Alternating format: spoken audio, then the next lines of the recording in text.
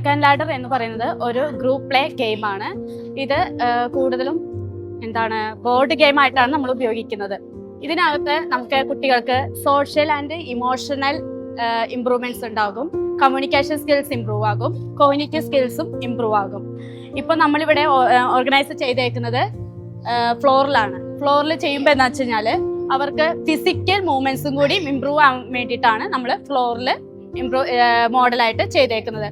അപ്പോൾ തെറാപ്പിസ്റ്റ് പറയുന്ന അവരുടെ കമാൻഡ് അനുസരിച്ച് അവരുടെ ഡൈസ് കറക്കുകയും അതിനനുസരിച്ച് അവരുടെ ഓരോ മൂവ്മെന്റ് ചെയ്ത് ആ നമ്പറിനനുസരിച്ച് അവർ കൗണ്ടിങ് പഠിക്കുകയും അവരുടെ സോഷ്യൽ ഇമോഷണൽ സ്കിൽസ് ഇംപ്രൂവ് ആകുകയും ചെയ്യുകയും അതുപോലെ തന്നെ ഫിസിക്കലി കോഗ്നിറ്റീവ് സ്കിൽസിലും ഇംപ്രൂവ്മെന്റ് ഉണ്ടാവുകയും ചെയ്യുന്നു.